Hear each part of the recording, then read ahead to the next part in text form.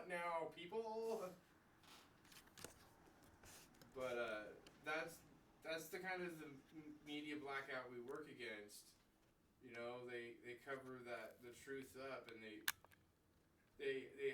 you know, the Occupy Medical Group up in Portland at Chapman Park, and we were setting up the frames, and someone had came and laid a tarp down on the grass so that way it wouldn't get muddy, and they put up 3 walls, or only 2 walls, like the north side and the west side, but the south and the east side are still open on film, because we don't want the media to use that footage against our movement. And here's where the setup happened, because there was another van that, because it was a year after September 11th, and we started making plans. Recorded or used. Yeah. But I would like, because so we should be doing our own. Not to be jerkish, but that's how you works when you do dual projects, right? Yeah. Yeah, and I don't want them. I mean, I might even keep stuff and not give them some stuff, because I don't. Sometimes I'm embarrassed of what I did, and sometimes I just don't want them to try to use it.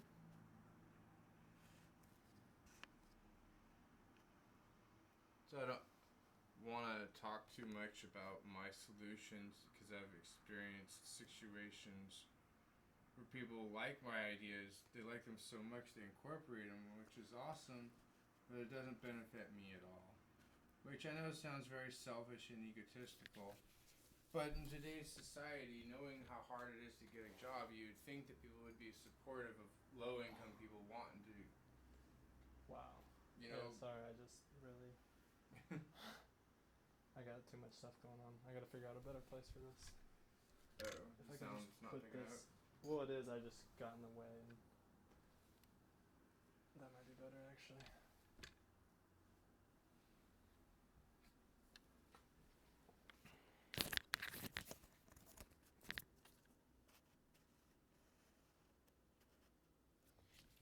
Alright, I'm just gonna.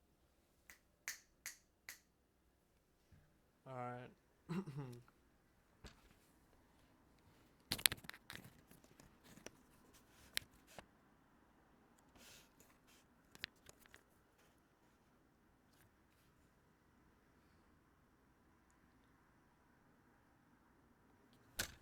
trying to just think of like a decent place to start off. I love the Corvallis bubble it has, but it gets kind of annoying when you step outside of it and you can't have a normal conversation like you could in Corvallis. People, you get punched in the mouth for it. That's what I was saying last night. I ended up going off tangent and like, why would we support a successionalist movement?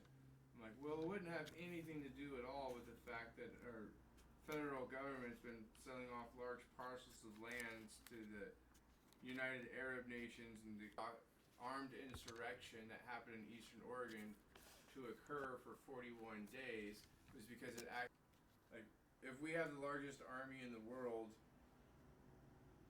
and we can go to the Sudan and we can fix their water tables so our troops to have fresh water to drink, then why can't we defend our homeland and go fix the water situation in Flint, Michigan, so our homeland citizens can live a well-prosperous life? The only explanation I can think of on why that doesn't happen is because our government is at war with us. They really don't care. We've been parceled off. We're in a state of civil war right now. And I support this collaboration by stating how many school shootings there are and other terrorist attacks that supposedly aren't happening but are happening, and people saying, oh, it's just the way it is, and getting normalized to this cultural warfare that's been going on since 1958 crisis. So I have had experiences with homelessness on and off all my life. First time I ran away, I was like 5 years old,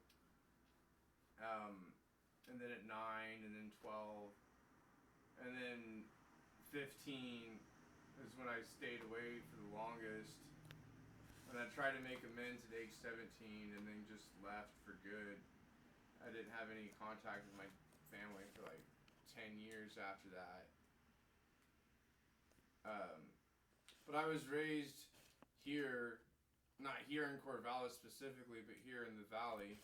My family had a large property in Brownsville. It's where we settled at for a while. We bounced all over. I used to live on Walnut Street in Albany near the hospital. My dad was a contractor. You could still see my handprints from my 9-year-old form in some of the curbsides out there in that part of the neighborhood. My mom lived up in the Mount Rainier, Seattle area. So it's splotchy, my childhood memories of spending weekends at both for months at a time, it seemed like. So I kind of got to know all of Cascadia through my childhood. The first time I heard of Cascadia was 1984. I had an older stepbrother who was into college, and he was telling me about all these things, and he got me to read that book, 1984, and I read it, and I was in the 4th grade, and I kind of freaked out, and I stopped saying the Pledge of Allegiance that year, and my teachers wouldn't understand why, and I would use the argument that the Jehovah's Witnesses students, they could go in the hallway while they'd try to force me to say it. So eventually I brought the book into class and I kind of plopped it on my desk and started reading a page out of it aloud.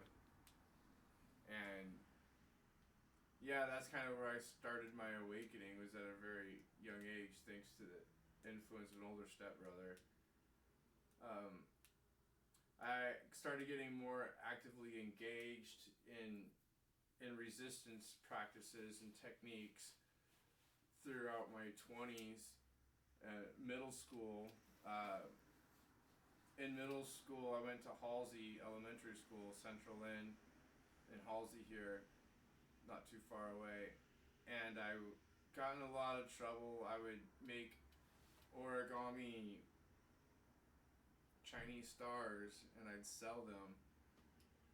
The little ones for 10 cents and the bigger ones for 25, and I'd make big ones and sell them for 50. And I liked it, so I called it Black Diamond Marketing, and I started selling other stuff, contraband stuff. I don't need to say much more than that. So I figured I could make my way out in the world at in the 7th grade, and just by leaving. And so I fled to Eugene, and I stayed there for 6 months as a youth, bouncing from shelter to shelter and doing silly stuff and just whatever. By the time I was 17, I bought a car and started living in that, so I was able to travel around. And then I met my high school girlfriend, and we had kids. Here in Corvallis, all of my children are born in Corvallis, incidentally. We eventually got on to HUD in Lebanon, and we had a small little apartment. But it wasn't enough. Jobs are hard. I was riding my bike from Lebanon to Albany every day to work 2 jobs, one at Carl's Jr. and one at Red Robin, and all the money that I was earning was going right into the state to pay for child support for the 2 children that lived with me. And it was hard because I was working 2 jobs in Albany, so oftentimes I would just stay the night in Albany and not take the hour-and-a-half bike ride back, just to sleep for 2 hours to get up and take another hour-and-a-half bike ride to work 2 5-hour shifts. It was just too much. And raising 2 small boys, they were like 2 and 4 at that time. Eventually I just broke away, ran off, left my kids, found a girl, married her, divorced her 8 months later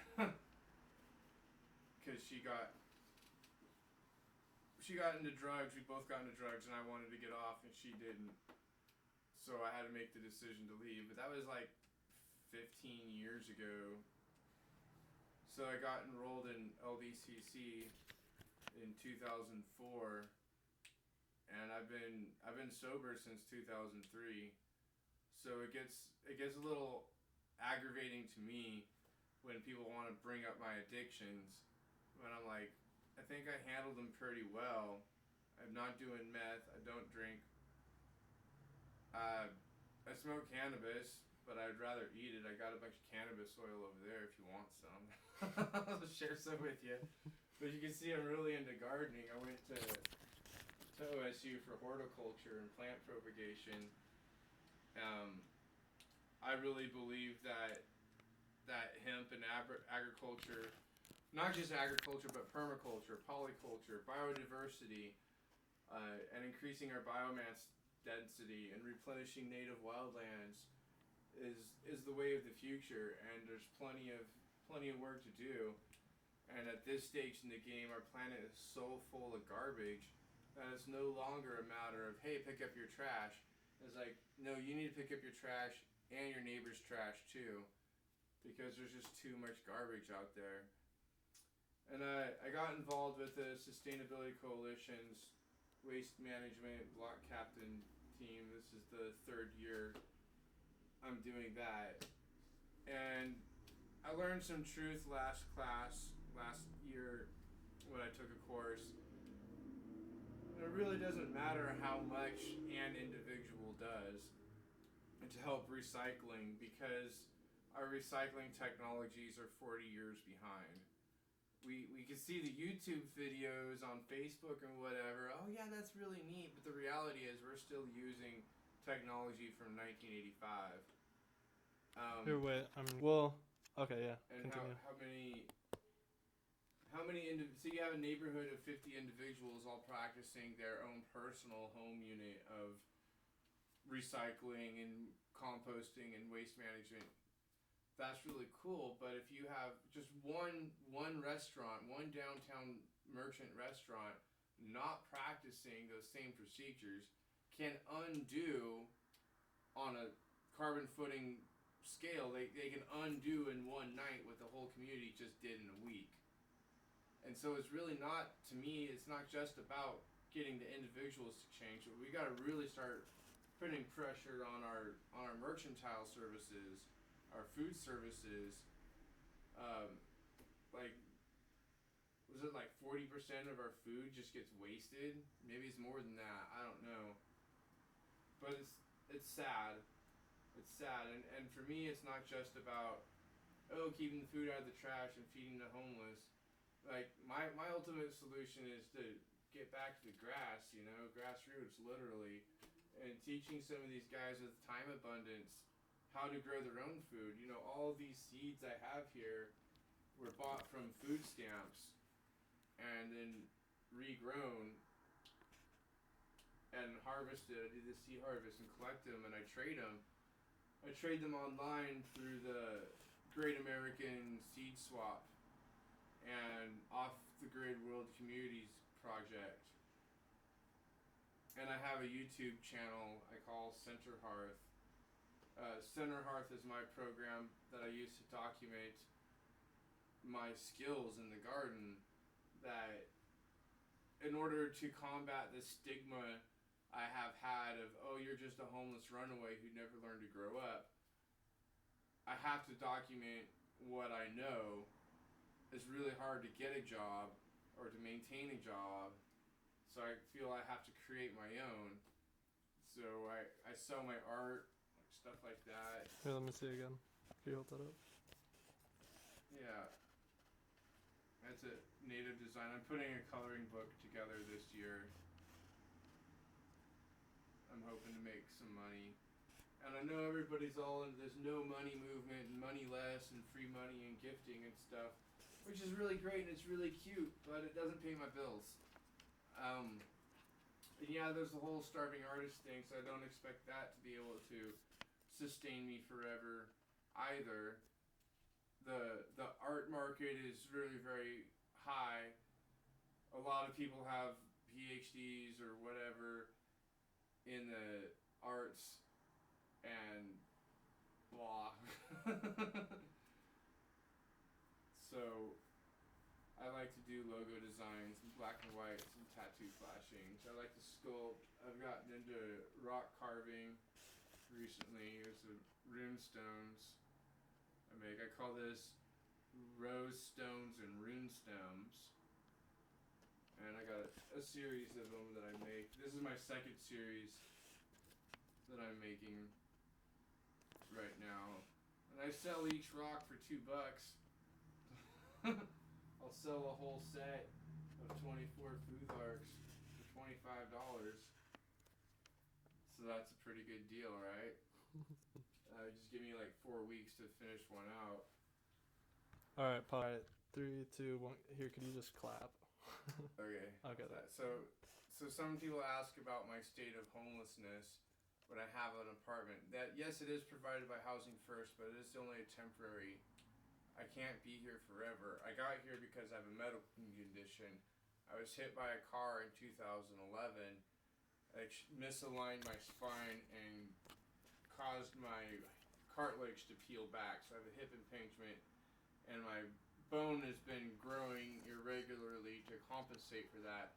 So I literally have bone-on-bone grindage when I walk, and I'm waiting for a surgeon in this state to accept OHP so I get surgery. And that's what got me in through here was the medical condition. And then I have society disorder. For being a long-time activist, I was involved with a lot of things I don't want to talk about too much, but I was involved with the Seattle NWO demonstrations in 1998 and 1999. And I was also very involved with the Occupy movement. And the reason why I threw down with that was because I had been struggling with homelessness my whole life, and I knew there is no help for single fathers. There is no help for single fathers. So the only help that I could get that was being offered to me through the churches was for them to take my daughter and put her in foster care while I figured my shit out. And I figured that's absolutely atrocious because I know so many single mothers that just get, oh, you're single, here you go. Oh, mother, here, you got child. When it comes to a single father, it's like, tough rocks, kick rocks. It's your loss, man. We'll take care of your kid, figure it out. So that's sad.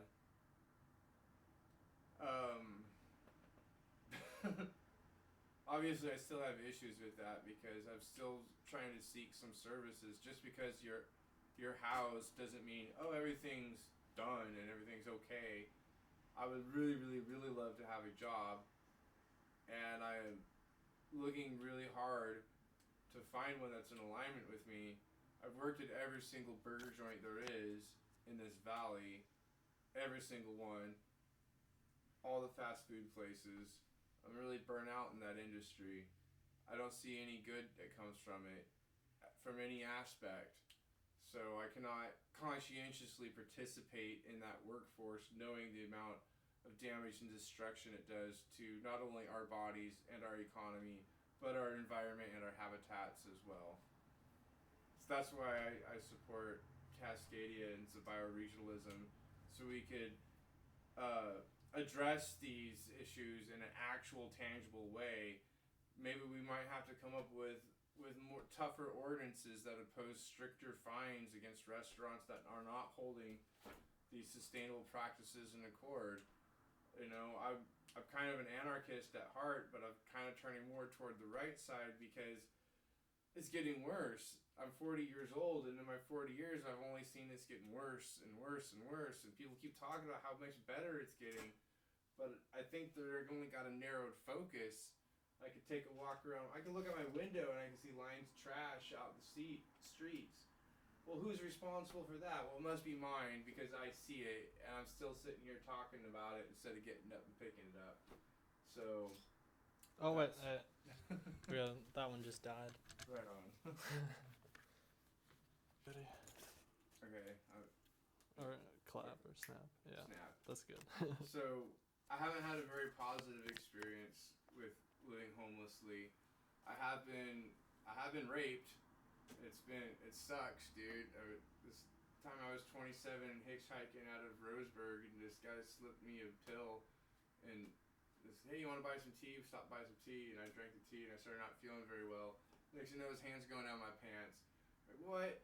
So I grog out and I just bail. I just open the door. It's running at 45 miles an hour. I just open the door and tuck and roll and grab all my stuff and Oh my god. roll. And I run to this pancake house. We were by Colbert at that point. I just ran there and sat down. And I was nodding off. I could barely stay awake.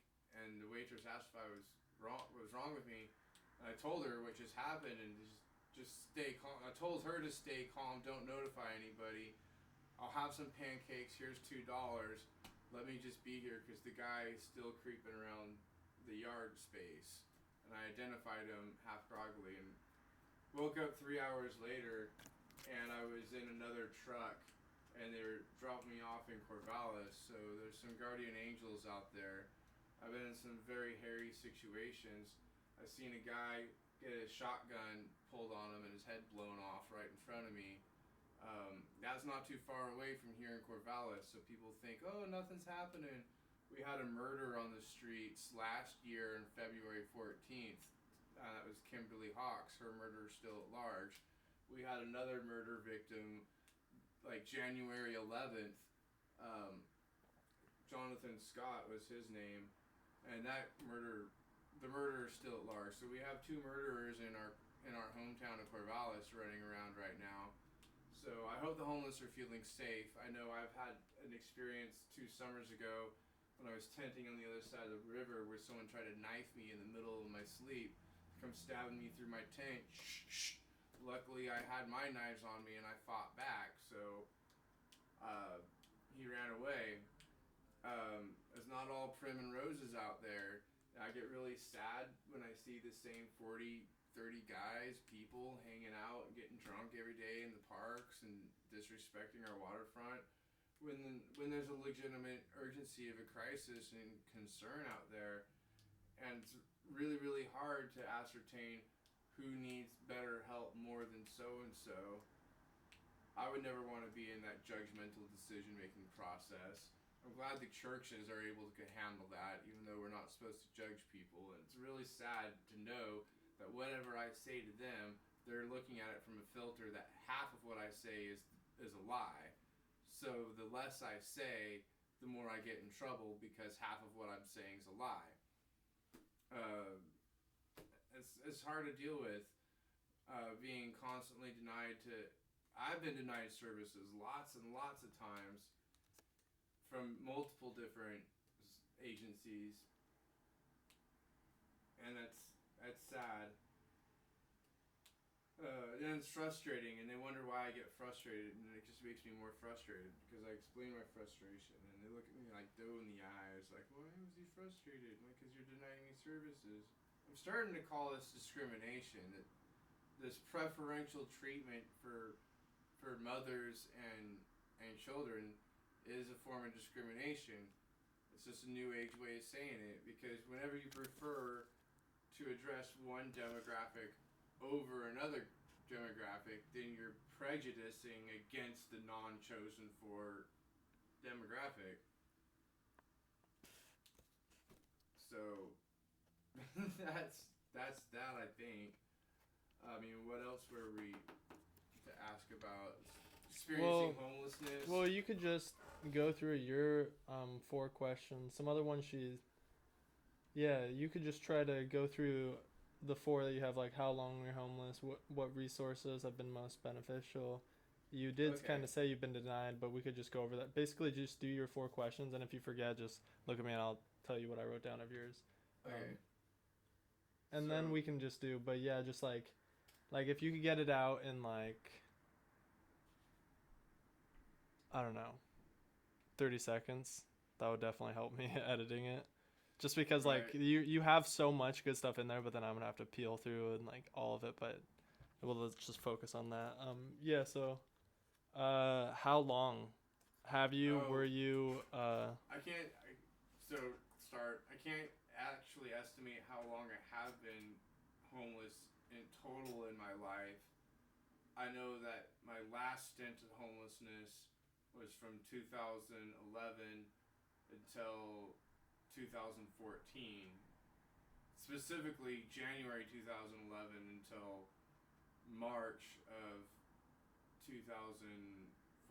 No, September 2014. When I moved into this apartment. And people ask, like, well, why I still relate to homelessness because I have this apartment. Well, this apartment isn't mine, and it's only here because of a homeless transition program. So if that program didn't exist, I'd still be homeless. So that's why I support Corvallis Housing First.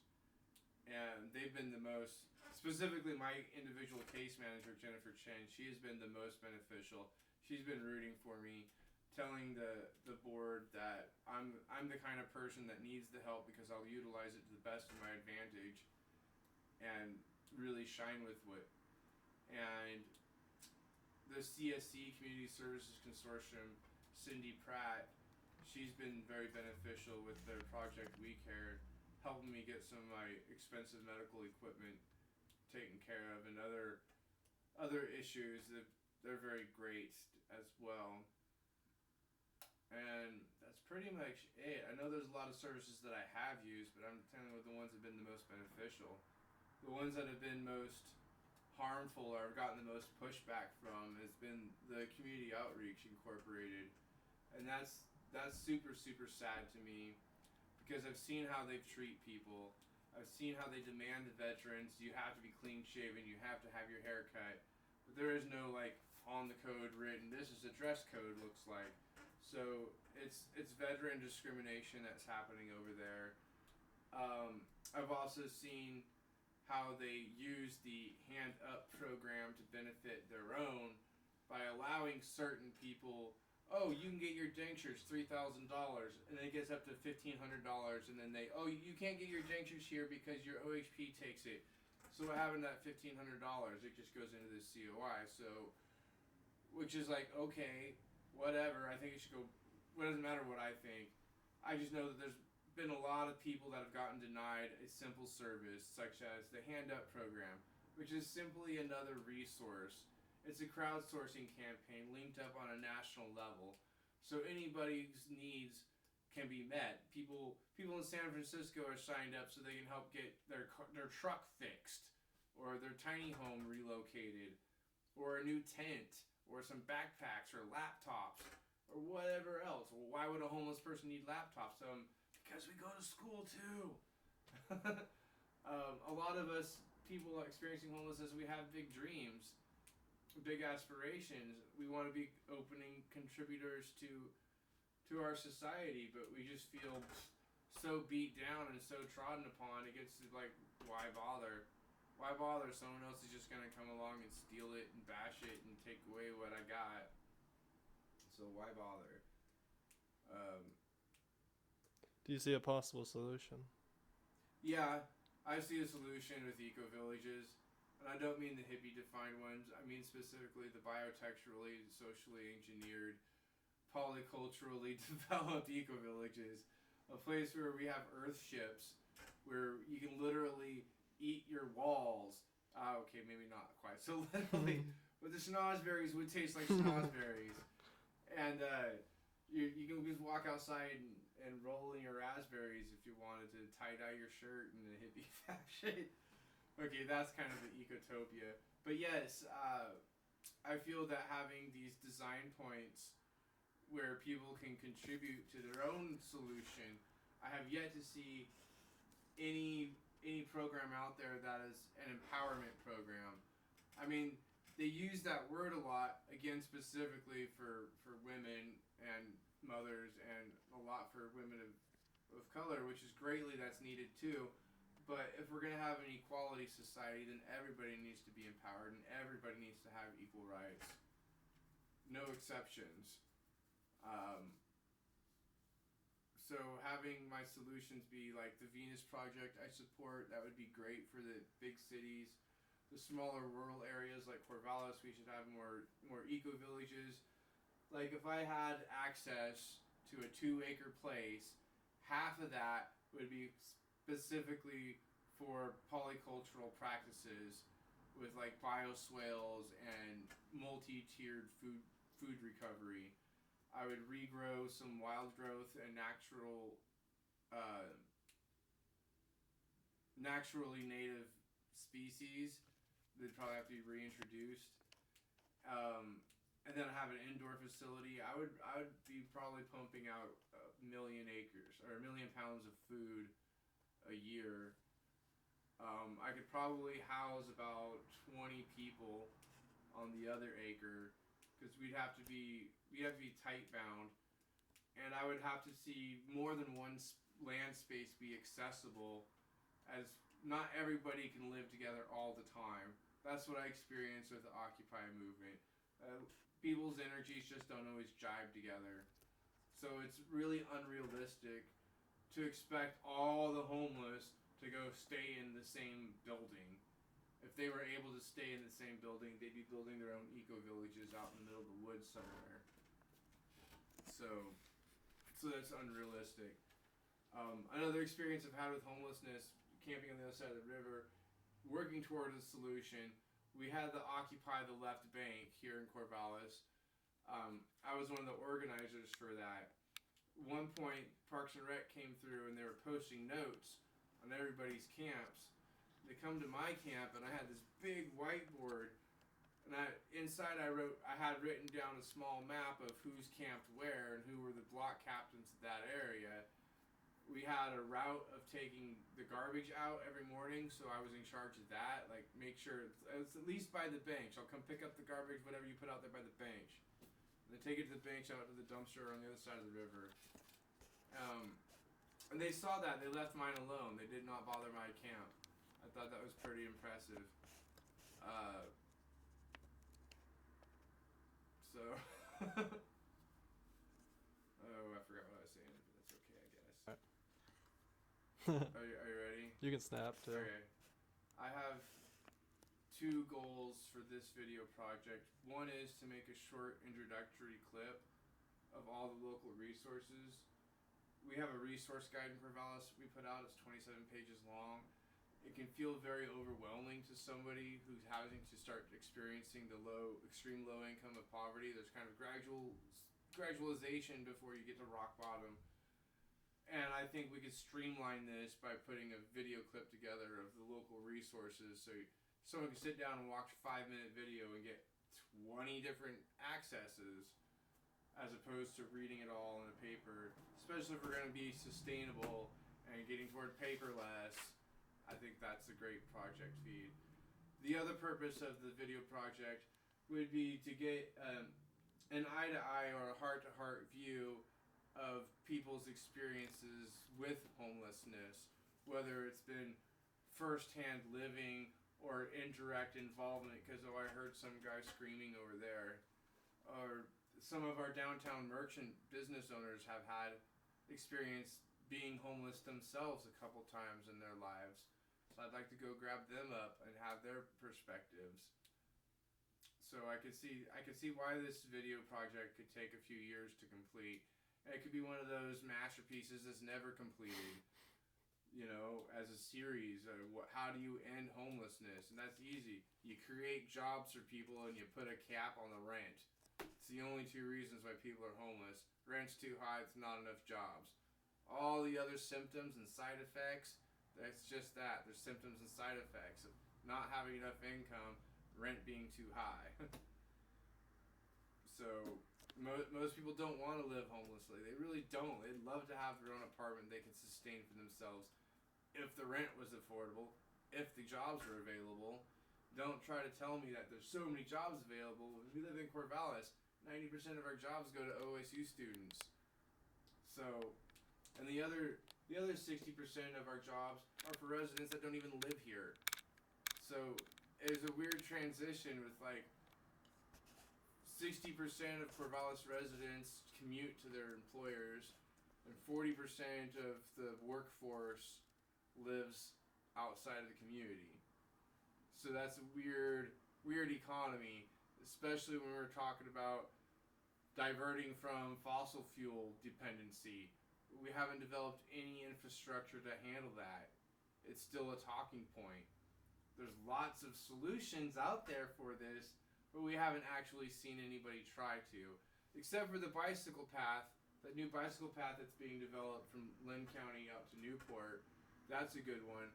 I'd like to get some coverage on that as their progress and put some energy to hands in the dirt helping them out.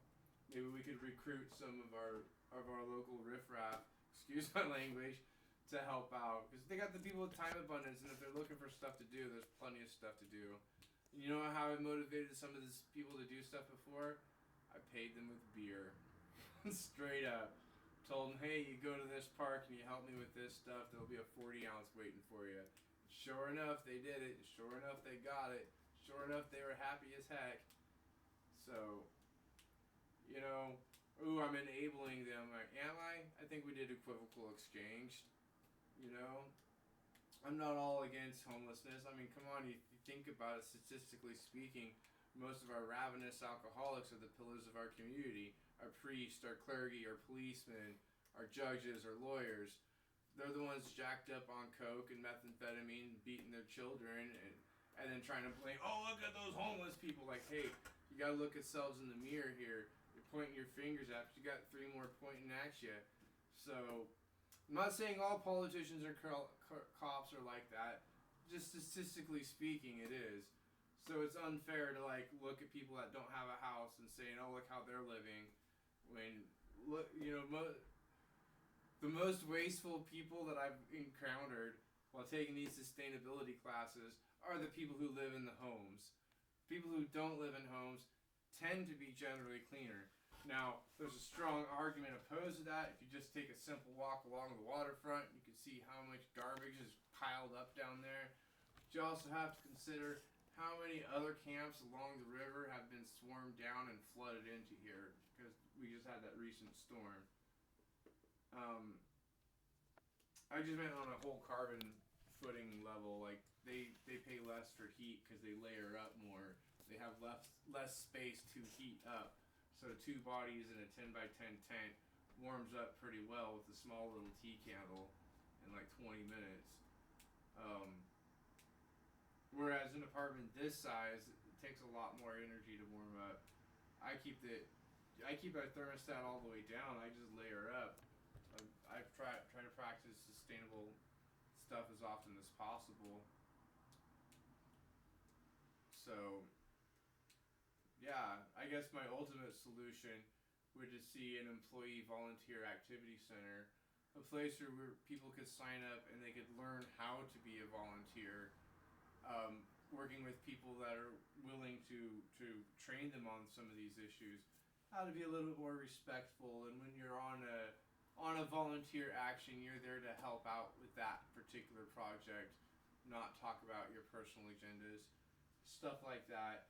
And that's the social impact. The physical impact would be having a location where aspects of all of our different 200 nonprofits that are all struggling for space and people and money to have one unified front where it would streamline the process of someone wanting to come into our community and knowing where to volunteer, so we could easily point out where the community gardens are and which ones need the most attention, or which neighborhoods need to have a community walkthrough to get the litter out of the garbages, or which of the fruit trees in the other neighborhoods need to be picked and harvested before they clog up the gutters.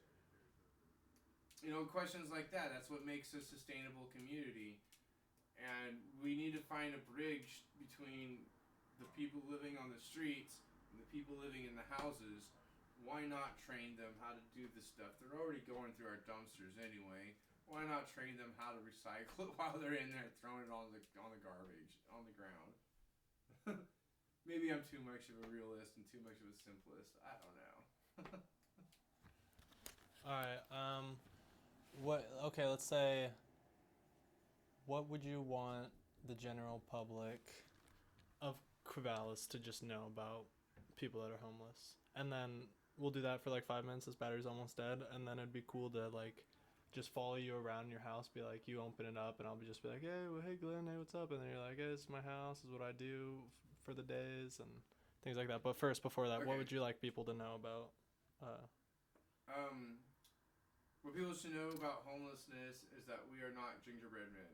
I mean, we are not formed out of a cookie cutter. Not everybody has had the same experience in getting homelessness. Not all of us are drug addicts. Not all of us are alcoholics.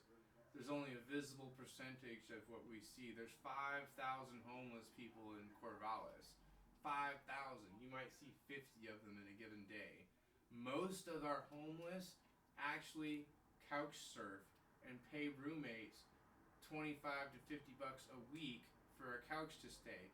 Most of them have jobs. They will never identify themselves as homeless because it's such a politically charged word. That's pretty good. I like that. Alright, action. Yep. Ready? For that thing. Alright, we're good. Now go. Oh, is that it? Alright, 3, 2, 1, action. Okay, so I live at Partner's Place in this apartment complex, which is operated by the Corvallis Housing First program. I fully support Housing First because it benefits me. Putting my housing first allows me to get my other needs met on my time. I have a hip injury, so it's not always easy to just get out and get over. So this is my apartment, and I'm so thankful to have this. It's so big. Just some stuff I do. I rescue mirrors, and I fix them up, and we can lay them out for my daughter. That's my daughter. She's 8 now, but she's into dancing, and she likes having a little micro studio. I also promote one of my friends' dream catchers and help him sell them as kind of a freelance agent of his, and painting and working on this wolf photo down below here. These wolf paintings. I'm kind of an artist. I have this idea for a renaissance that's much needed. You've seen the growth on the other side by the window. Why don't you give a little walkthrough of these right over here? Okay, so this is echinacea in here, and I have garlic and echinacea, and these are some palm tree seeds that I collected. And these are purple corn sprouts, and these are red raspberry beans. Then we got artichokes, and these 3, and beans here with some other artichokes in the middle.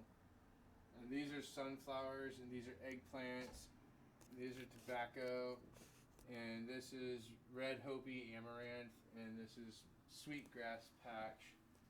And then this was last year's experiment with tobacco. I decided to keep one in the house because it's a pretty plant.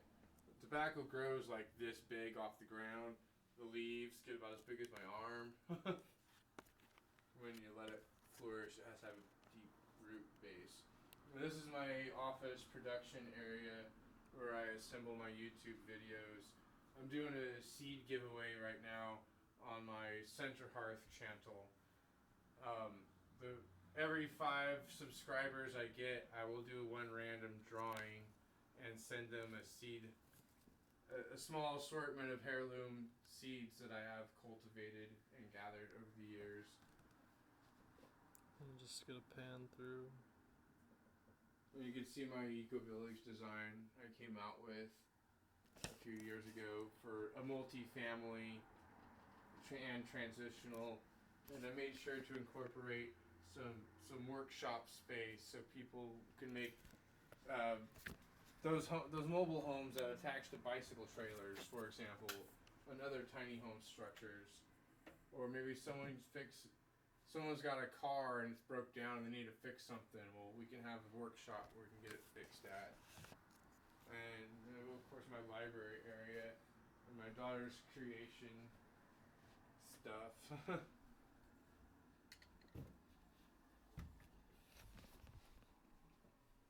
Who's that in those photos? Is that you?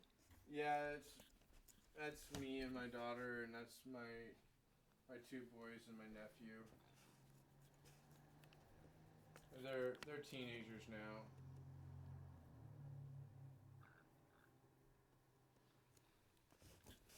So they're kind of big. Do their own thing, and then my messy kitchen. I try to stay out of that, obviously. No, I use it mostly for seed drying. So I got lemon squash in here, and I got acorn squash seeds in here. And I got this sack full of regular pumpkin seeds.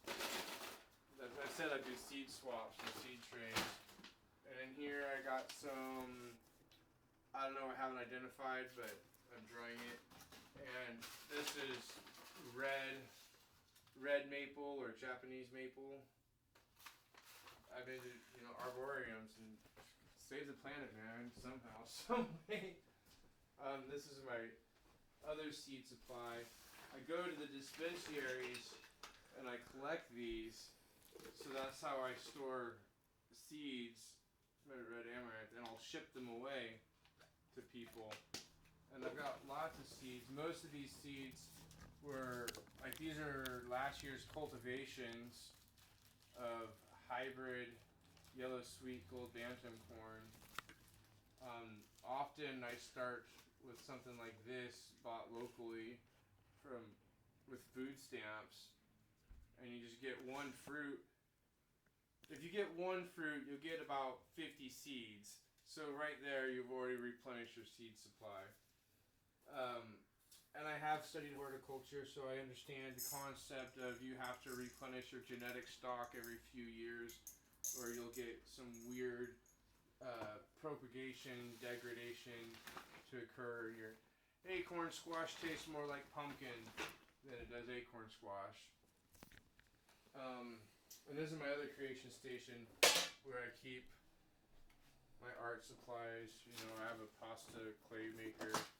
I make clay stuff. I sculpt stuff.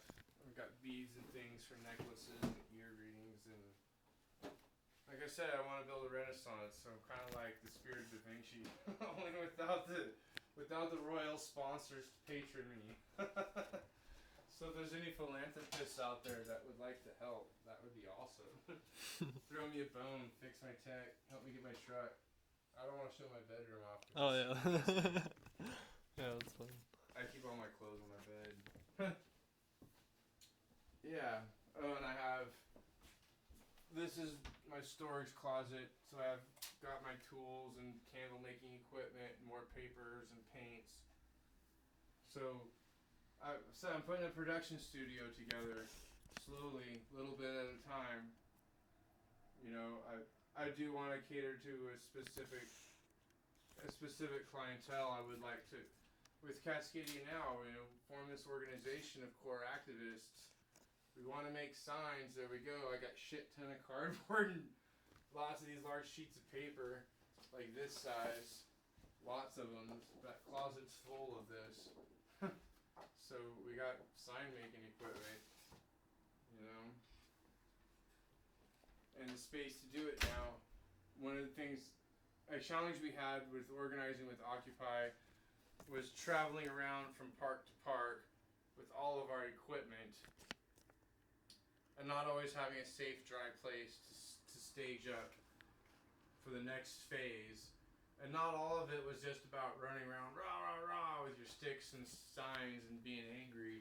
A lot of us were just trying to make a stand and prove that we have solutions. Like most of the damages they said that Portland Occupy had caused at Chapman Park was because we had converted some of the grass to gardens, and that we had tore the turf up, and that turf's expensive because it's genetically modified seed strain that costs 50 cents per granule. So every grain of grass that was pulled out, it's ridiculous, man. Just planted some sage and oregano and some tomatoes. Try to get a winter garden because it was November at that point. Just getting some of this cool artwork because that'll take in the time of whatever shots I messed up on. I'll interlace this between. That'd be cool. If people could see that. Yeah, I do art. You want to see some tarot reading? So I copied this out of one of my books. It's called the Ankh Spread, and then I created my own version of a relationship game for masculine and feminine energies. And I have my rune stones back here and my tarot cards. And my daughter made this. She wrapped it in wire and put the rocks on it. And she actually grew it from an acorn. She planted it when she was 2. When she was 4, it got really cold that year and it died. So she made this wand out of it. We have a new sapling growing. For me, I would like to to keep an oak tree long enough until I have my own land space, so I could grow it, and I would weave it like this as it grows, with the intention of it when it becomes a 50-year-old plant, and it's this big around, it'll be like hyper sturdy for a tree fort and my own tree house. So that's an example of biotextural living design. You actually start to grow your house, literally. Not very many people take the time to think that far advanced. I also take reclaimed bees. These are the ends of large saran wrap from like restaurants. They come in tubes like that size. And I make these I Ching out of them and put the language of the runes on the back. So if I wanted to do a spread, I always know the orange is on top, and I just click them together, and I could look and see that I've got heaven over fire. And if I wanted to take the time to find the moving lines, I'd see I got like open, closed, open, open, and open, closed. So this middle line would be the moving line, and whatever. I've yet to, I thought it was flip a coin. There's so many different ways to do it. That's why I developed my own. Just like, well, why not just make it super simple? Yeah, that'd be ways. Like there's the Yarrow stick method, and it all goes down to binary code, just ones and zeros, evens and odds. Or you can even do it in like, it's just evens and odds. Is 1 or 0 or 9s and 6s. Because no matter how you add them up, they always break down. So are these endangered species going on over here, or? Well, they are endangered, but they've been recently taken off the endangered species list. And if we're trying to stop pipelines, then we need to protect these guys' habitats. Because as soon as we took them off the endangered species list, we lost the protection of their habitat. So now they're planning on clear-cutting aspects of Alpine Falls and Alcine Falls for another pipeline. It's because we did stop the pipeline that they proposed to build through Coos Bay and Coquille County, but that doesn't mean they're not done. They still want to build a pipeline through, and that's their next target. So that's what this painting's about, to try to get some recognition for this, and we might actually have to go tree sit to stop this or slow it down or whatever.